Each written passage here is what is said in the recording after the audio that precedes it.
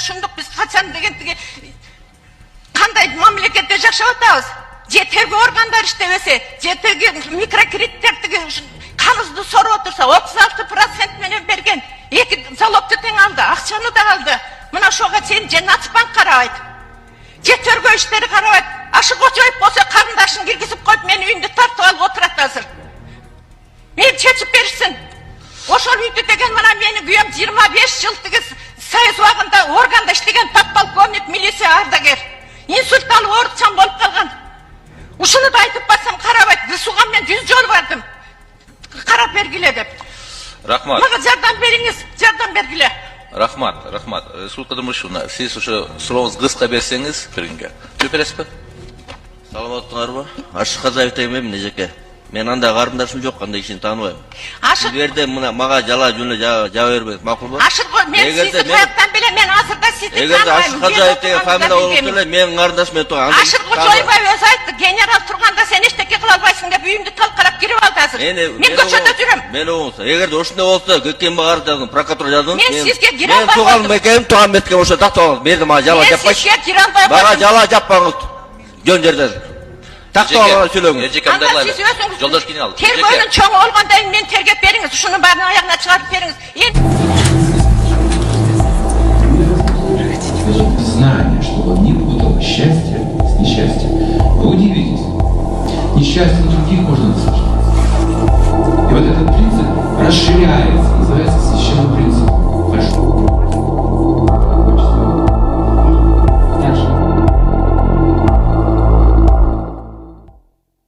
Жеткен кыздарыбыздын көбү турмушка чыккысы келбейт. Алардын оюнда бирөөнүн оокатын кылып жашагандан көрө ит мышык багып жашаганды туура көрүп баратышат. Балдарыбызчы алар дагы турмуш кургусу келбей, дүйнө кесип кеткиси келет. Эптеп эле Кыргызстандан чыгып кетүүнү көздөгөн жаштарыбыздын катары көбөйүп бараткандыгы баарына маалым. Мунун баары кимдин, кай жактан келген бузуку саясат экенин айтпасам деле жакшы билесиздер. Мына ушинтип улут катары жок болуп кетүүгө жетпеш үчүн биз эмне кылышыбыз керек деген суолду койгубуз келет. Демек анда биз ашынган популисттикке шөкөттөлгөн саясий каармандарды эмес, урматтуу туугандар, бүгүнкү күндө илимдин, билимдин жана маданияттын каармандарын чыгарып, жаңы сымдарды жаратып, көчөгө эмес, көңүлдөргө, акыл эске, жүрөктөргө төңкөрүш жасай турган учур келди. Отчет катары чыгаруудам $7300 чогулду туугандар. Мен сиздерге сөзсүз түрдө 30 декабрь 2024 жылга отчет беремин. Махабат, сен эмбанктын не деп чыгат? Сен өзүң ОЗК айтып келсең, 0554 00 7084 эмбанк номери Махабат Б деп чыгат. Ушундай кайрымдуулугуңуздардан токтотпоңуздар, аябай чоң бир жардам кылдыңыздар мунусунда.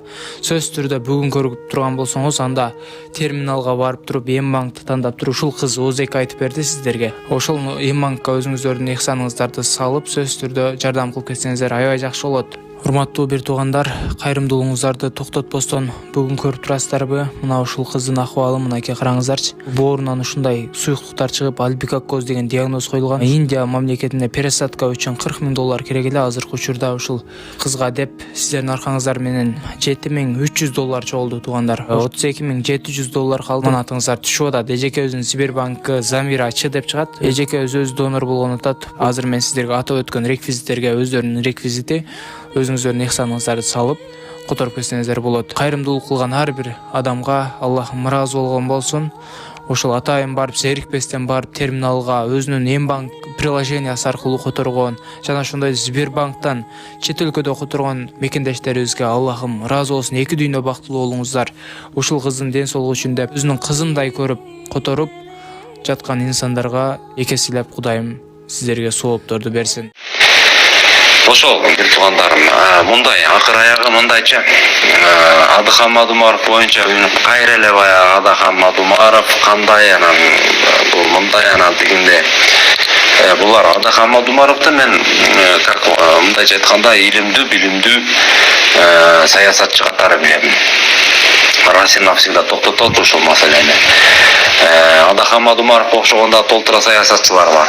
Ар кандай саясатчылар көрүп атасыңар. Мына грамотный, ана неграмотный саясатчы деген бар. Бул грамотный саясатчылардан болгон. Муну колдонуп, муну туура колдонгонду билиш керек болчу да, эч кандай намыстанбай этпей эле, мисалы үчүн. Мен ошондой демекчимин да. Мен мисалы үчүн булардын ордунда болсо мен отурдагы Адахан Кимсанбаевич могу законду деген жаз демекмин, конкретный кылып. Өзүм үчүн эмес, могу келечек үчүн законду конкретный кылып жазып кой, мына демекмин, мисалы үчүн. Эгерде мен балдарыбыз, чакалбыз, эл журтубуз ойлонгон болсомчу, мен мисалы үчүн Адахан Мадумаров менен мен отуруп бир жерде чай ичкенде эмесмин, саламдашканда эмесмин, ал кишини тааныбайм мен.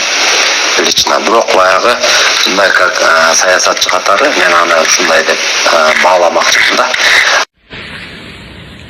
Ассаламу алейкум, рахматуллахи ва баракатух. Баарыңарга жума мубарак болсун. Азыр мечиттен чыгып атып жүрөгүм ооруду. Анткени дайыма жума намаздан кийин имам айтып болот. 3 күндүк даватка чыккандар калгыла мечитте деп. Мен коркуп атам да, ушу акыркы жолу ушундай чакырыштар болуп калбасын деп.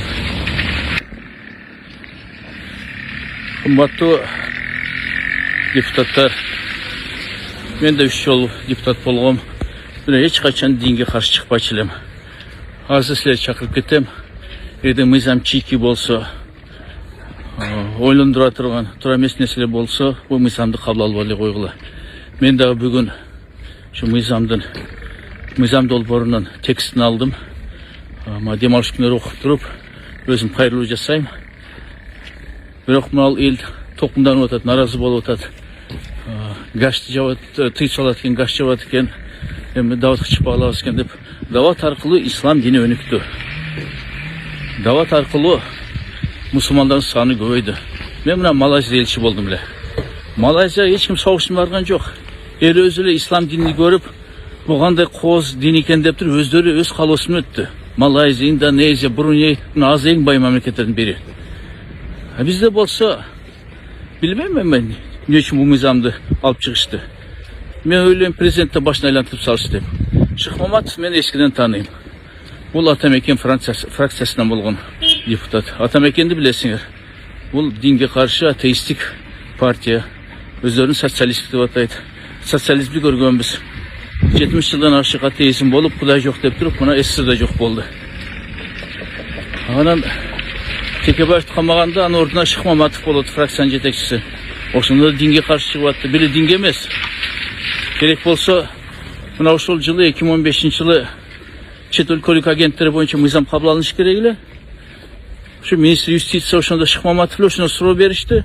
Сиз министр катарында колдойсуз мыйзам деп. Жок, колдобойм деп. Ушунун бир сөзү менен депутаттар мыйзамды четке каккан. Болбосо 2015-жылы бул мыйзам кабыл алынат эле. Ушуна керектүү жерлерде мен Шых Маматовдун позициясын көргөмдө, мен жеке жана орусча айтканда ничего личного, но дин маселеси боюнча, өлкөгө керектүү олуттуу маселе боюнча анын ушу мекенчил патриоттук позициясын көргөн жокмун да. Эми болсо ушу мыйзамды алып чыкканы таң калам да, эгерде бир динди жаңгактай чаккан, же иш болбосо 5 мал намаз окуган, же бир алым бир көтөрүп чыкса мейли ушул мыйзамды. Бирок Шых Маматов иним көтөрүп чыкканына мен онча эле ишенбей атам да. Анан алымдарда мен эскертип кетейин деп атам. Жалпы мусулмандар артынан сүйлөшөбүз, пикир айтабыз десеңер, анда мусулмандардын курултайын чогулткула. Анткени 21 кишиден турган президент бияк туура айтты. Уламалар кеңеши бул жалпы мусулмандардын позициясы эмес. Анан көп алымдар аяк кирген жок. Ошондуктан бул маселе боюнча чукул убакта курултай чогултуп мусулмандар менен талкуулагыла. Эгерде мыйзам өтүп кетсе, эртең кеч болуп калат. Эртең бармабыз иштеп алып калабыз. Мен бирок дагы бир жолу айтып кетем. Мен мыйзам боюнча толук пикиримди ушу мыйзамдын текстин окуп туруп, анан эски мыйзам менен салыштырып, анан бизди эмне жакын келечекте күтөт бул мыйзам менен деп ошонун баарын ойлонуп туруп, өзүм кайрылуу жасайм. Динге каршы чыккандарды мен сыйлабайм, урматтабайм, этият болгула. Бул акырет күнү жооп берип каласыңар.